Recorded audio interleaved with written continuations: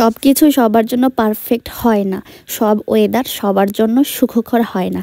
যেমন সব মানুষের জন্য বৃষ্টি সবসময় ভালো হয় না, কেননা গ্রামের মানুষ আমরা, কারণ গ্রামে অনেক সময় ধান কাটামারি থাকে। এই ধান মাড়াই করার ক্ষেত্রে যখন বৃষ্টি হয় তখন কৃষকের অনেক কষ্ট হয়, আর এই কৃষকের কষ্টের ফলেই আমরা কিন্তু সুন্দর সুন্দর ভাত খেতে পারি বসে থেকে অনায়াসে। হ্যালো বন্ধুরা, আসসালামু আলাইকুম, welcome back to my another mini blog. এই যে দেখুন, আমি মহাসাগর হয়ে গেছি, বিদ্যাসাগর হয়ে গেছি। এই যে বিদ্যাসাগর হয়ে রাস্তার মধ্যে পড়তে পড়তে কলেজ দিয়ে 4 ঘন্টা পরীক্ষা দিলাম।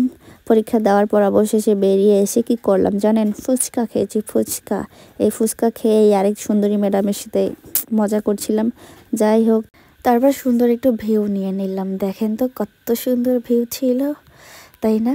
আসলে এটা মহিপুরের উপরে ছিল, আর এখানকার ফুচকাগুলো খুবই বাজে। আগে রিভিউ দিয়ে দিলাম, কেউ খেতে চাইয়েন না, যাবেন এটা নর্মালি একটু যদি খেতে চান খেতে পারেন।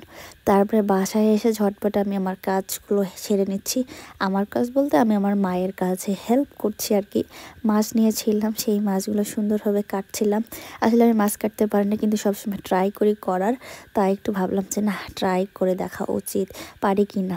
কাটতে গিয়ে সব থেকে বড় কাতল মাছটা কাটতে গিয়ে হাত দাগ কেড়েছিলাম। কি একটা বিচ্ছিরি অবস্থা, হাতে কাটার এখনো দাগ রয়েছে। ভিডিওটা যদিও বা কিছুদিন আগে, তারপরে এখন এডিট করতে করতে আমার হাতে কাটার যে দাগটা আছে সেটার কথা মনে পড়ে গেল, তাই আপনাদের কাছে সুন্দরভাবে শেয়ার করলাম।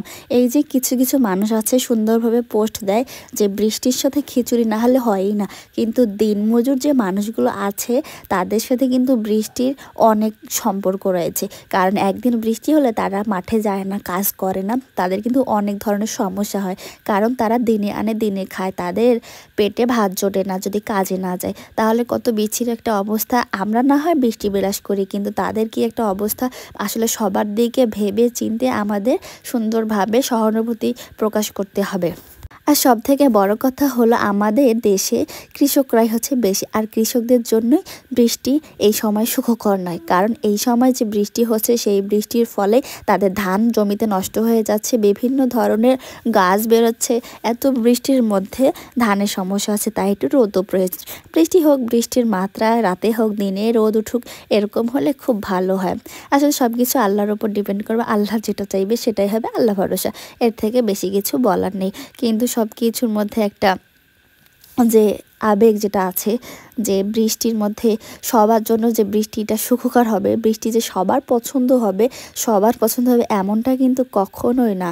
বৃষ্টি সবার জন্য কখন ভালো হতো, যদি সবাই মাঠে গিয়ে কাজ করতে না হতো, কেউ কৃষক না থাকতো, তাহলে কিন্তু সবার জন্য বৃষ্টিটা পারফেক্ট হইতো। যে না ঠিক আছে, এখন বৃষ্টি যেহেতু আছে সবাই এনজয় করবে, কিন্তু সবাই তো আর বৃষ্টির সময়টাই এনজয় করতে পারে না।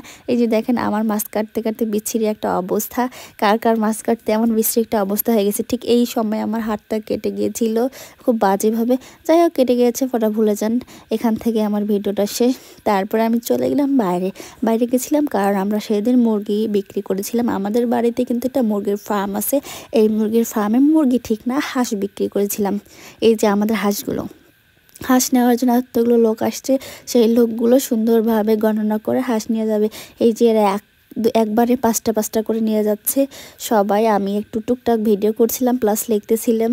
দেখেন তো হাঁসগুলো পছন্দ হয় কি না। হাঁসগুলো কিন্তু অনেক বাচ্চা ছিল, খুব একটা বড় হয়নি, কিন্তু খুব ভালো ছিল। আর সবগুলো ছিল মানে হচ্ছে কি, বাচ্চা হাঁস বলতে ডিম দেয়, কম ডিম দেয়, অল্প ডিম দেয়। মানে আমি তো হাঁস এভাবে চিনি না, এখন বলতে পারতেছি না।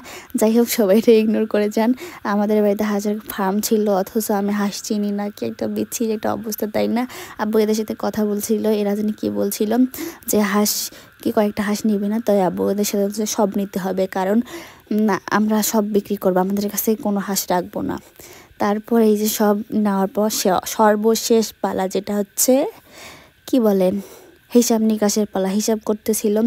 এই যে অবশ্যই লাস্ট কয়েকটা হাঁস বেঁচে গিয়েছিল, এগুলো ওরা নিয়ে নেয়। তারপরে ওদের গাড়ি অপর দিকে লোড হয়েছে। এই যে দেখেন, গাড়িতে সবগুলো হাঁস। আমাদের হাঁসগুলোকে আজকে বিদায় জানাতে হবে। বাই বাই হাঁস, ভালো থেকো, সুখে থেকো, স্বাস্থ্যবান থাকো, এবং খুব খুব খুব ভালো থেকো। হাঁসগুলোর জন্য অনেক অনেক শুভকামনা রইল। পরবর্তীতে সবাই আমার জন্য, আমার পরিবারের জন্য, সবার জন্য দোয়া করবেন। আপনাদের দোয়া এবং ভালোবাসায় আমরা এগিয়ে যাব। আল্লাহ ভরসা। আসসালামু আলাইকুম।